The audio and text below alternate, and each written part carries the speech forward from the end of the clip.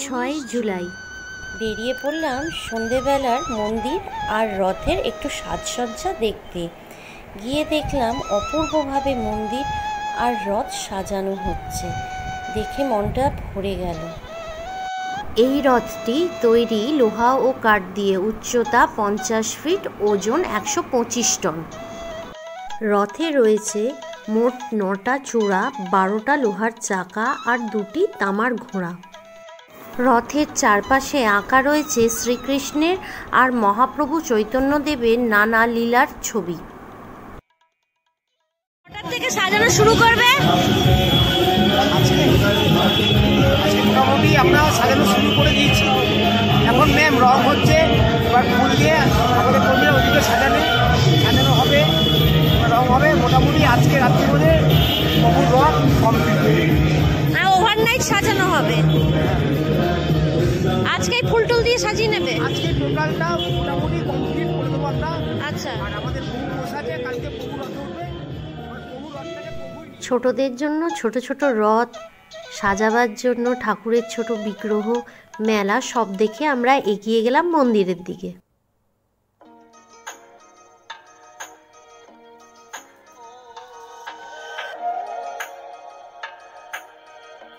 ছশো 27 বছর আগে ধ্রুবানন্দ ব্রহ্মচারী বিগ্রহ আর এই মন্দির প্রতিষ্ঠা করেছিলেন। আজ মাহেশ তার নিজস্ব ঐতিহ্য নিয়ে রথযাত্রার জন্য সুসজ্জিত হয়ে উঠেছে। মন্দির সেজে উঠেছে নববধূর মতো, চলছে সন্ধে আরতি।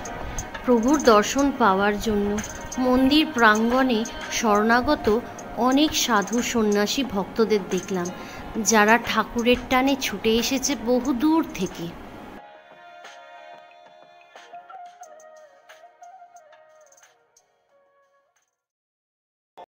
7 জুলাই ঠাকুরের রথযাত্রা দর্শন করব বলে এখানে ঠাকুরের ফুল মালা সব রথে তোলা হচ্ছে। প্রচুর প্রচুর দর্শনার্থী ভক্তগণ সব এসে পড়েছে।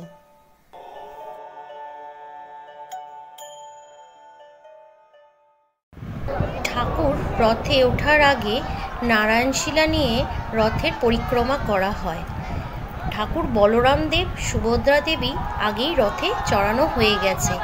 এবার জগন্নাথ দেবকে এইভাবেই প্রত্যেক বছর কম্বল মুড়ি দিয়ে রথে তোলা হয়।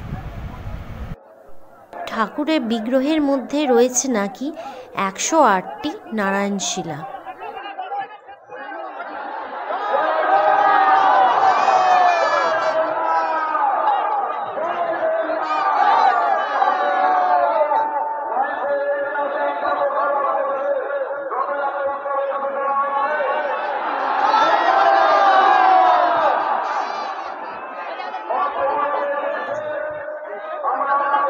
এখান থেকে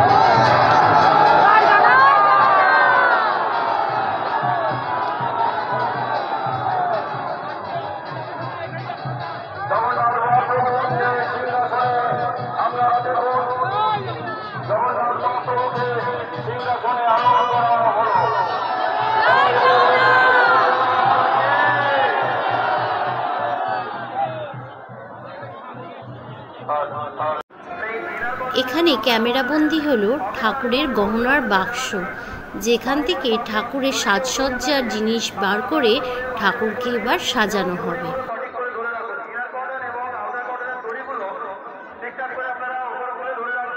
ঠাকুরের সাজসজ্জা হয়ে যাওয়ার পর এখানে 2টি তামার ঘোড়াকে মালা পরিয়ে সাজিয়ে নেওয়া হবে।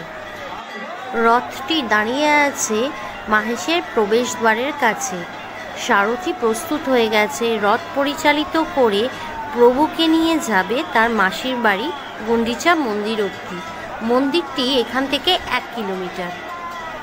রথ টানার জন্য আগে শনের দড়ি ব্যবহার করা হতো, এখন এখানে নাইলনের দড়ি ব্যবহার করা হয়। এই দড়িটা নাইলনের তৈরি। লক্ষ লক্ষ লোক আজই পুণ্যতিথিতে দাঁড়িয়ে আছে রথের এই দড়ি ধরে একটু টানবে বলে। আমিও সেই আশাতেই এখানে দাঁড়িয়ে আছি। ভিডিওর সাথে সাথে একটু চাই রথের দড়িটা যেন টেনে নিতে পারি। দেখা যাক সেই সৌভাগ্য হয় কি না।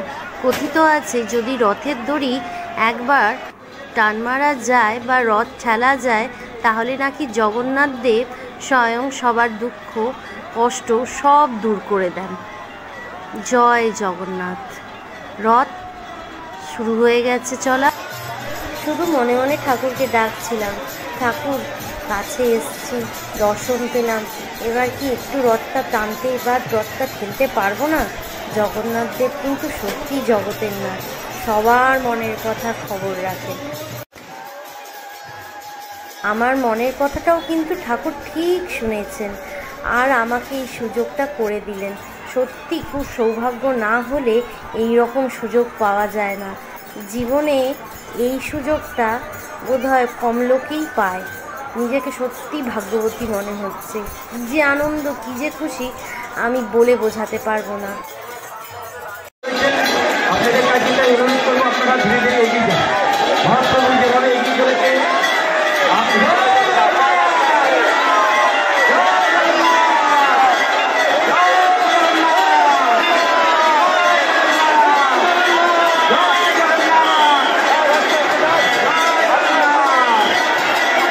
দেখতে পেলাম অসংখ্য ছোট ছোট রথ। কচিকাচারা মনের আনন্দে জগন্নাথ দেবকে রথে বসিয়ে ঘোরাতে বেরিয়েছে।